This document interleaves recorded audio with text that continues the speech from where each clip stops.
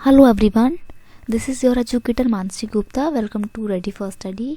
आज हम class 10th की सोशल साइंस की वर्कशीट करने जा रहे हैं। ये आपकी एसएसटी असेसमेंट वर्कशीट नंबर 17 है और इसकी डेट क्या है 22 फरवरी 2022। ठीक है, तो 20 मार्क्स का आपका असेसमेंट वर्कशीट है। तो पहले आपको क्या दिया हुआ है, आपको एक पैराग्राफ दिया हुआ है आपकी बुक से और फिर आपको उसके बेस पे क्वेश्चन दिए हुए हैं। जो 3 क्वेश्चन है वो करने हैं। ठीक है, तो पहले पैराग्राफ पढ़ लेते हैं। ग्लोबलाइजेशन वाला जो चैप्टर है इकोनॉमिक्स की बुक का वही चैप्टर है, काफ़ी ईजी सा चैप्टर है। ठीक है, तो ये एक ऐसा प्रोसेस होता है, rapid integration of the countries. This is happening through greater foreign trade and the foreign investment, यानी कि बाहर की कंट्री जितना भी हमारे देश में आके इन्वेस्टमेंट करती हैं, ठीक है, उसके थ्रू जो है ग्लोबलाइजेशन पॉसिबल हो पाता है। इन सब चीज़ों में यानी कि ग्लोबलाइजेशन में सबसे इंपॉर्टेंट रोल प्ले करती है आपकी एमएनसी। ठीक है, क्यों? क्योंकि एमएनसी क्या होती है, एमएनसी ऐसी कंपनियां होती हैं, यानी कि मल्टीनेशनल कंपनी, ऐसी कंपनी होती हैं जो अपनी खुद की जो इस्टेब्लिशमेंट है, अपनी खुद की कंपनियां ऐसे देशों में जाके इस्टेब्लिश करती हैं जहाँ पे उनको चीप और प्रोडक्टिव लेबर जो है वो मिल सके। ठीक है, और इंडिया में वो उनको ईजिली अवेलेबल मतलब ईजिली उनको अवेलेबल हो जाता है। इसलिए बहुत सारी एमएनसी आपको इंडिया में देखने को मिलती हैं। Technology particularly IT has play a role in organising production across country. तो देखो, ग्लोबलाइजेशन में बहुत इंपॉर्टेंट रोल प्ले जो है किसने किया है, टेक्नोलॉजी ने किया है। In addition, liberalisation of the trade and investment has facilitated globalisation by removing barriers to trade and the investment, यानी कि गवर्नमेंट ने अब लिबरलाइजेशन की पॉलिसी जो है उसको भी बहुत ही लीनियंट होकर जो है उसको इम्प्लीमेंट किया है।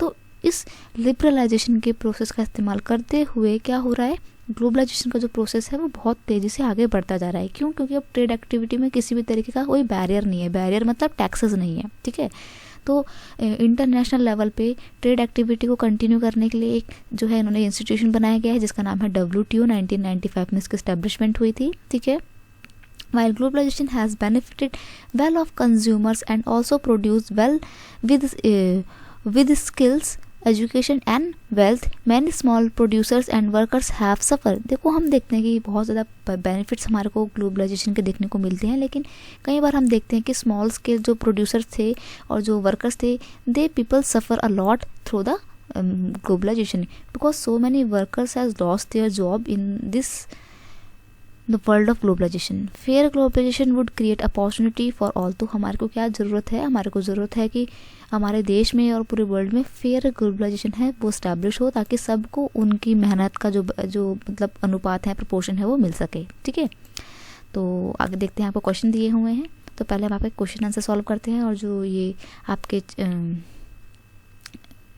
ऊपर के पैराग्राफ से रिलेटेड जो 3 क्वेश्चन है वो भी हम देखेंगे। ठीक है, तो पहले स्टार्ट करते हैं। आपके जो क्वेश्चन आंसर है, पहला क्वेश्चन है, what do you mean by the globalisation. तो ग्लोबलाइजेशन से आपका क्या मतलब है? तो globalisation is defined as the integration between countries through their foreign trade. Integration मतलब रिलेशन, अलग अलग देशों के बीच में जो एक इंटीग्रेशन यानी कि जो रिलेशन है, और वो रिलेशन किसके थ्रू स्टैब्लिश हो रहा है, फॉरेन ट्रेड के थ्रू, फॉरेन इन्वेस्टमेंट के थ्रू, यानी कि हम अपना सामान बाहर के देशों में बेचते हैं या बाहर के कंट्रीज़ की जो इंडस्ट्रीज़ हैं वो इंडिया में आके लग रही हैं। तो मतलब एक जो है क्या चलता है, आदान प्रदान जो है वो चल रहा है। ठीक है, तो लेन देन चल रहा है, इसकी वजह से ग्लोबलाइजेशन जो है वो तेजी से बढ़ता जा रहा है। ठीक है, क्वेश्चन नंबर 2 है, what is the world trade organisation. WTO क्या है?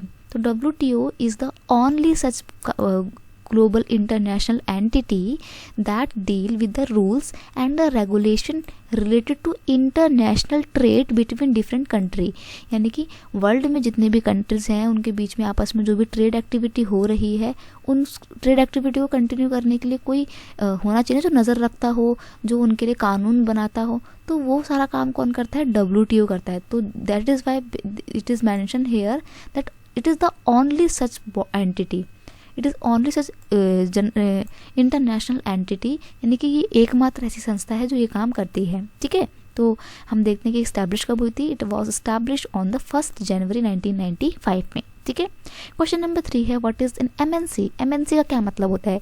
Multinational company. तो an MNC is a company that owns और control production in more than one nation, यानी कि वो कंपनियां जो एक देश तक ही सीमित नहीं होती हैं बल्कि बाहर के देशों में भी अपनी जो है अपने खुद के ऑर्गेनाइजेशन को एस्टैब्लिश करती हैं। ठीक है, this company set up offices and the factories for production in the region where they can get cheap labour. ये अपने ऑफिसेज, अपनी फैक्ट्रियाँ उन जगहों में इस्टेब्लिश करती है जहाँ पर उनको चीप लेबर बहुत ही ईजिली मिल जाए और other type of resources they can easily avail, they can easily get in that particular area. MNC establish their factories. ठीक है, एग्जाम्पल में अगर आप देखना चाहो तो MNC का तुमने जेनपैक्ट का नाम सुना होगा, एसेंचर का नाम सुना होगा, ये काफ़ी फेमस MNC है। ठीक है, क्वेश्चन नंबर 4 है व्हाट इज़ द लिबरलाइजेशन। तो जो लिबरलाइजेशन है ये क्या है? तो liberalisation is the process of means of elimination of control of the state over economic activity. यानी कि जो भी इकोनॉमिक एक्टिविटी हो रही है एक देश के अंदर और एक देश से दूसरे देश के अंदर, गवर्नमेंट की उसमें जो इंटरफेयर होती है वो धीरे धीरे कम करना। ठीक है, तो ये भी बहुत ज़रूरी है क्योंकि अगर गवर्नमेंट ज़्यादा से ज़्यादा इंटरफेयर करेगी तो फिर इंडियंस जो हैं, इंडियन बिजनेसमैन हैं, उनके थोड़ा सा एक इंटरेस्ट कम हो जाएगा ना कि यार हम तो कुछ भी थोड़ा सा इनिशिएट करने की कोशिश करते हैं, गवर्नमेंट जो हम पे टैक्स लगा देती है, तो कुछ भी नया नहीं ट्राई करेंगे ना वो, क्योंकि वो लोग परेशान हो जाएंगे गवर्नमेंट के इस बिहेवियर से कि भाई गवर्नमेंट हमेशा इंटरफेयर करती है। तो अब इसे ही बोलते हैं कि जब गवर्नमेंट धीरे धीरे करके अपना जो कंट्रोल है इकोनॉमिक एक्टिविटी में उसको कम करना शुरू कर देती है तो इसको बोलते हैं लिबरलाइजेशन। ठीक है, it provide a greater autonomy to the businesses enterprises in the decision making and the eliminate government interference. यानी कि इससे क्या होता है? एलिमिनेट होता है गवर्नमेंट का इंटरफेरेंस। एलिमिनेट मतलब पीछे हटता है, कम होता है। ठीक है, और बिजनेस एक्टिविटी जो है उनको बढ़ावा मिलता है। ठीक है, और इंडिविजुअल पर्सन जो है वो अपने बिजनेस से रिलेटेड कोई भी फैसला जो है बहुत ही स्वतंत्र रूप से ले पाता है। ठीक है, क्वेश्चन नंबर 5 है foreign trade integrates the market in different countries. हम देखते हैं कि अलग अलग फॉरेन कंट्री ने अलग अलग कंट्रीज़ में क्या है, उन्होंने अपने खुद के मार्केट जो है स्टैब्लिश किए हैं। तो आप इस स्टेटमेंट से क्या आप मतलब आपको सपोर्ट करते हैं क्या आप इस स्टेटमेंट को? तो आपको बताना है foreign trade provide opportunities for the both producer and the buyer. देखो फॉरेन ट्रेड से एक फ़ायदा सबको हुआ है कि बेचने वाले को और ख़रीदने वाले को दोनों को ही बहुत ज़्यादा क्या है लाभ मिला है। ठीक है, goods travel from one country to another for the buyers. The importer of goods produce in another country provides an opportunity to extend their choices of the goods.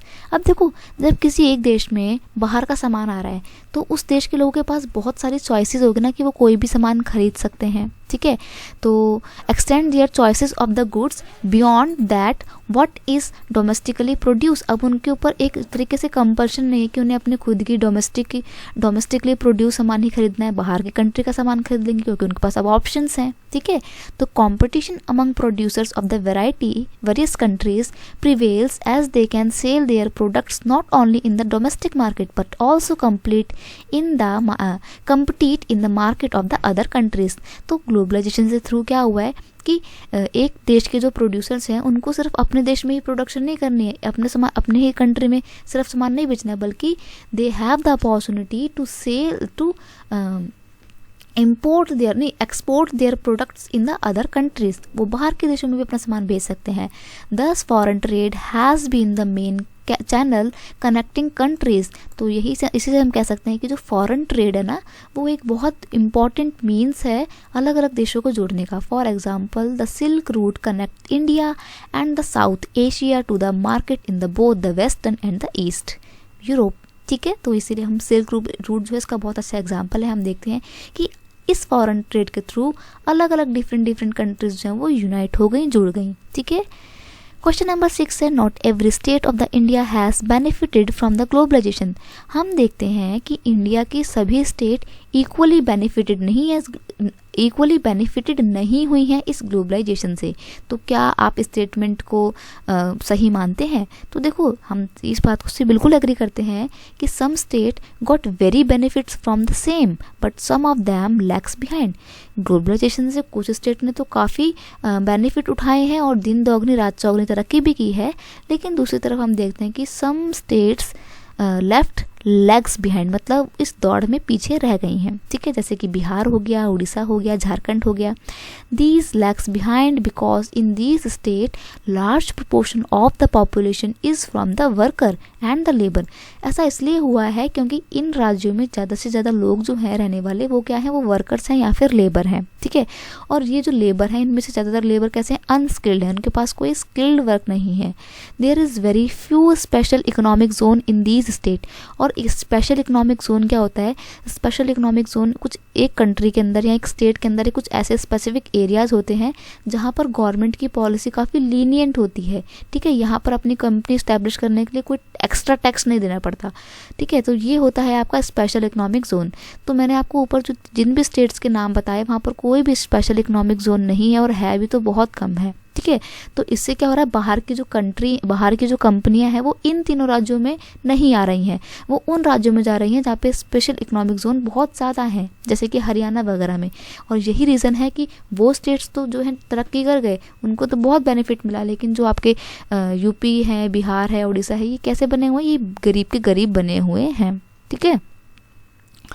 अब देखो जो आपको ऊपर मैंने पैराग्राफ पढ़ाया था ना, ये वाला जो पैराग्राफ मैंने आपको पढ़ाया था, इस पैराग्राफ से रिलेटेड जो आपके 3 क्वेश्चन थे, ये वाले 3 क्वेश्चन, इसके आंसर हम पढ़ेंगे, ठीक है.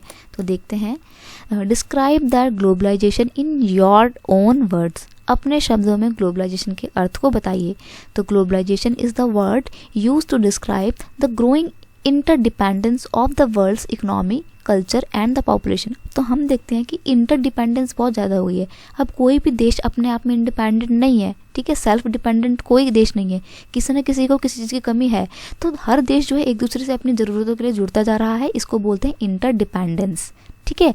तो वो हर फील्ड में देखने को मिलती है, इकोनॉमिकली है, कल्चरल है, पॉपुलेशन है ना. इन सब चीज़ों के थ्रू हम लोग जो है एक देश के लोगों से दूसरे देश को जान पा रहे हैं. इसे ही बोलते हैं क्या, ग्लोबलाइजेशन, ठीक है.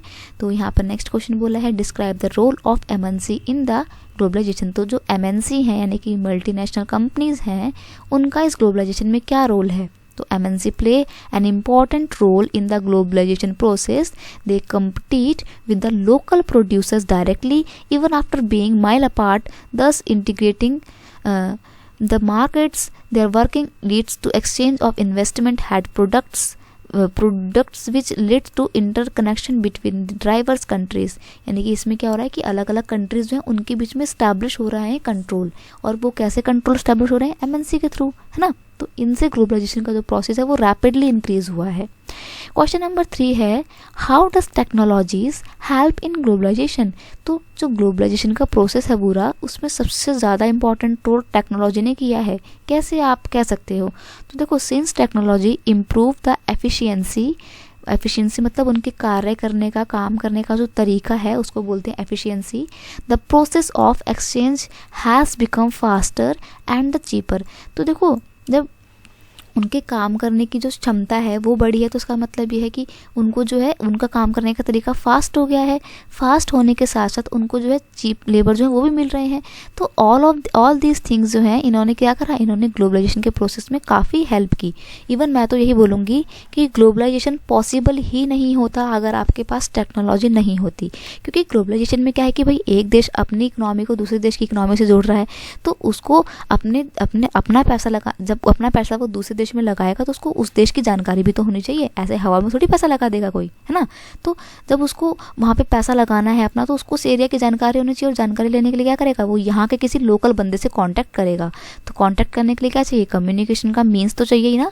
तो ये सब टेक्नोलॉजी हैं जिन्होंने बहुत इंपॉर्टेंट रोल प्ले किया है ग्लोबलाइजेशन को बढ़ाने में, ठीक है. तो आज की जो आपकी असेसमेंट वर्कशीट है वो यहीं पर हम एंड करते हैं.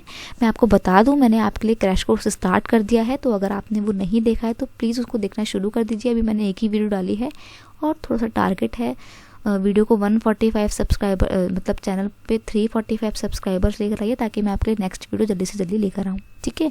चलिए, thank you so much, bye bye.